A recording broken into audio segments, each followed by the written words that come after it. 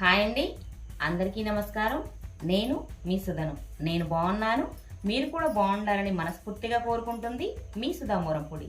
శ్రావణ శుక్రవారాలు కదండి వచ్చేటివన్నీ, ఎంతో పవిత్రమైన రోజులు.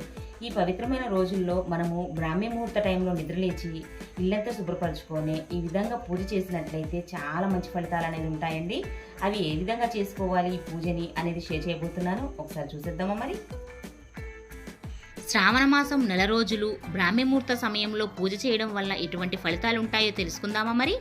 శాస్త్రాల ప్రకారం సూర్యోదయానికి ముందే నిద్రలేచి టైం వచ్చేసి 3:30 నుంచి 5:30 లోపండి. ఈ సమయాన్ని బ్రాహ్మీ ముహూర్త సమయము అంటారు.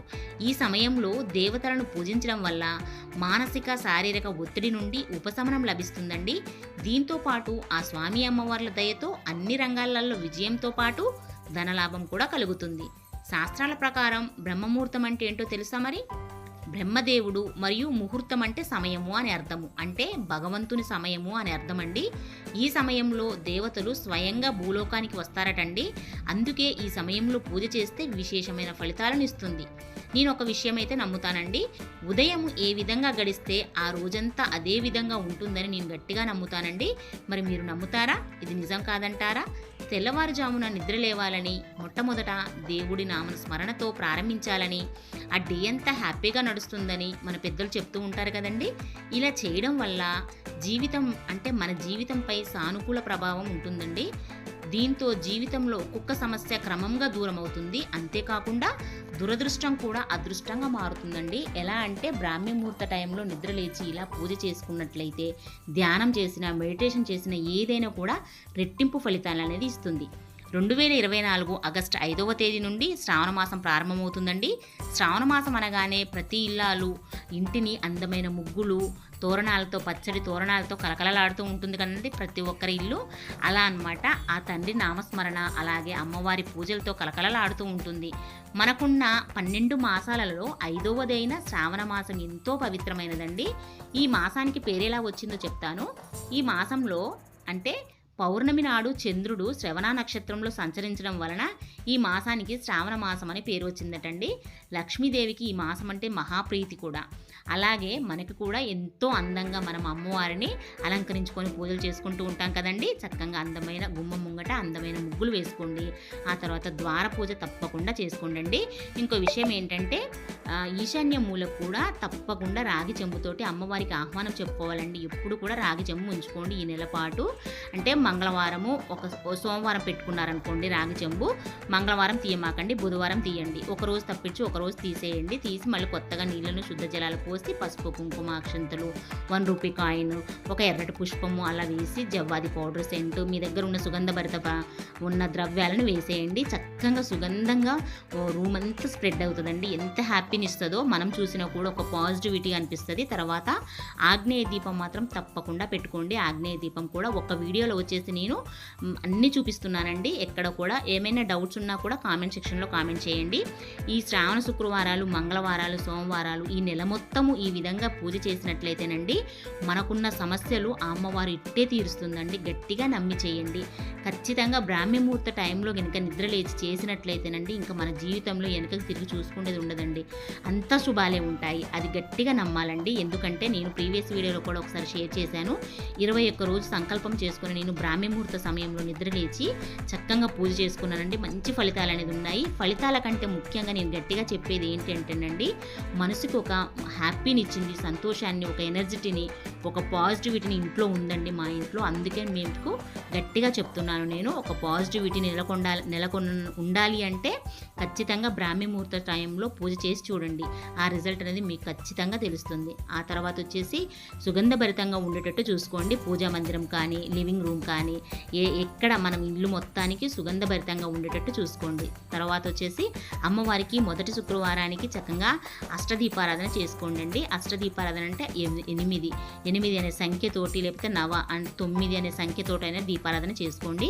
ఆ తర్వాత నెయ్యి కానీ నువ్వుల నూనె కానీ ఉపయోగించండి. ఎక్కువ శాతం నెయ్యి ఉపయోగించడానికి ప్రయత్నించండి.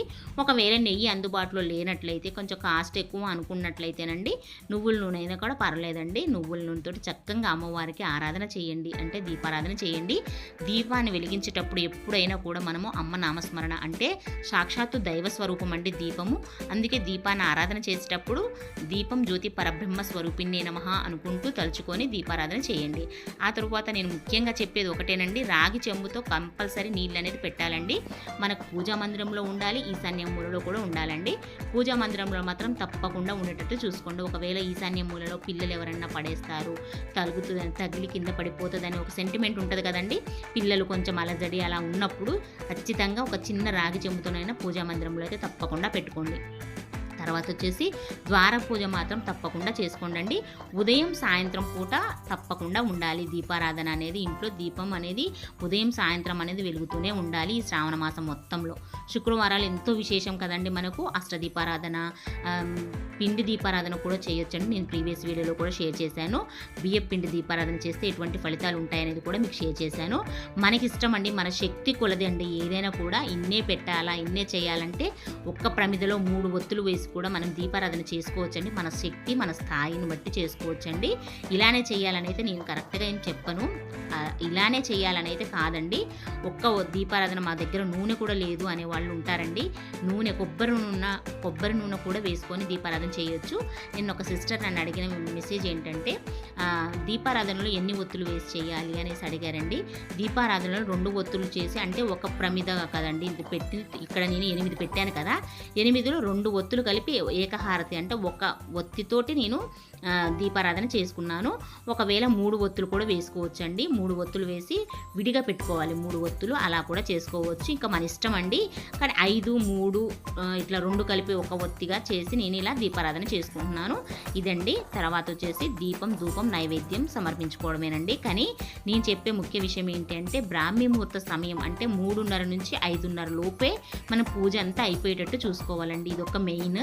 నెక్స్ట్ వచ్చేసి బ్రాహ్మీ ముహూర్త సమయం అని 1కి 2 సార్లు ఎందుకు అంటున్నానంటే, మంచి ఫలితాలు అనేది మీ జీవితంలోకి వస్తాయి. ఎలాంటిదంటే, ఇంట్లో ఉన్న నెగిటివ్ ఎనర్జీ పోతుందండి, అంతా పోతుంది. నిజంగా అండి, ఇది గట్టిగా నమ్మి చేయండి. పాజిటివ్గా ఉంటుంది ఇల్లంతా. వీలైతే ఇంట్లో మగవారితో సహా చేసినట్లయితేనండి ఇంకా ఇల్లు స్వర్గమేనండి. ఇక్కడ మా వారు కూడా నాతో పాటే ఉండి పూజ చేస్తూ ఉంటారు. అమ్మవారి నామస్మరణతో ఆయన మాట్లాడుతూనే ఉంటారు, అమ్మవారి ధ్యాసలోనే ఉండిపోతారు. అమ్మవారి అష్టోత్తరం చదువుతూ ఉంటారు. ఇంకా నేను పూజ అనేది స్టార్ట్ చేస్తూ ఉంటాను. ఇది ఒక అదృష్టం కూడా అండి, ఇద్దరు కలిసి చేయడం. కొంతమంది ఎలా ఉంటుందంటే, భర్త డ్యూటీకి వెళ్ళడం, నైట్ డ్యూటీలు, ఇవన్నీ మనకు తెలిసినాయి కదండి. ఇప్పుడున్న బిజీ షెడ్యూల్, ఈ సొసైటీలో ఎంత బిజీ ఉన్నదో మనందరికీ తెలిసిన విషయమే కదా. కానీ ఇంకంత బిజీ ఉన్నప్పుడు కొంచెం వారిని పక్కన పెట్టైనా మనమైనా చేసుకోవాలండి. నైట్ డ్యూటీస్ ఉన్న వాళ్ళని వదిలేసైనా కూడా మనమైనా చేసుకోవాలి తప్పకుండా. మనమే, ప్రతి ఇల్లాలు కూడా ఆలోచించేది మన ఇల్లు మొత్తం హ్యాపీగా ఉండాలనే కదండి ఆలోచించేది. తర్వాత వచ్చేసి కనకదార స్తోత్రం తప్పకుండా చదువుకోండి. వీలైతేనే వస్తేనే చదవండి, లేనట్లయితే అమ్మవారి అష్టోత్తరం ఉంటుంది కదా, ఓం ప్రకృతి అయి నమః, ఓం వికృతి అయి నమః అనే నామాలు ఉంటాయి కదండి, 108. ఆ 108 నామాలు చదువుకొని అమ్మవారికి విరజాజి మాలలతోటి చక్కగా మల్లెపూలతోటి అమ్మవారికి అష్టోత్తరం చెప్పుకోండి. ఎప్పుడైనా సుగంధభరితంగా ఉండేటట్టు చూసుకోండి. సుగంధభరితంగా ఎక్కడైతే ఉంటుందో అక్కడ అమ్మ స్థిరంగా ఉంటుందంటండి. తప్పకుండా అలా ఉండేటట్టు చూసుకోండి. సుగంధభరితం అంటేనండి సెంట్లు, స్ప్రేలు కొట్టడం కాదండి.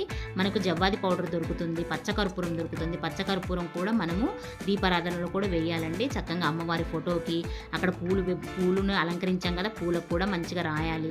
చక్కగా రాగి చెంబు పెట్టుకున్నాక రాగి చెంబులో వేసుకున్నాం అనుకో, ఇల్లంతా స్ప్రెడ్ అయిపోతుందండి, సుగంధభరితంగా ఉంటుంది. ఇంకా నీరాజనం కూడా పచ్చకర్పూరంతో ఇవ్వడానికి ట్రై చేయండి. తర్వాత వచ్చేసి నైవేద్యంకి వచ్చేసండి పాలతో సంబంధించింది ఏదైనా పెట్టవచ్చండి అమ్మవారికి. పాయసాన్నం అంటే బెల్లం పాయసాన్నం ఉంటుంది కదండి, పొంగలి, పాలు, డ్రై ఫ్రూట్స్, మన శక్తి కొలదండి ఏదైనా.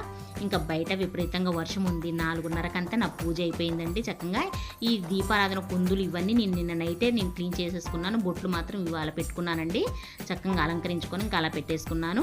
ముందు మనం దీపారాధన చేసేటప్పుడు కొన్ని హడావుడి పనులు ఉన్నాయి చూడండి, ఆ పనులన్నీ ముందే చేసేసుకొని పెట్టుకోవచ్చండి, ఏ దోషం ఏమి ఉండదు.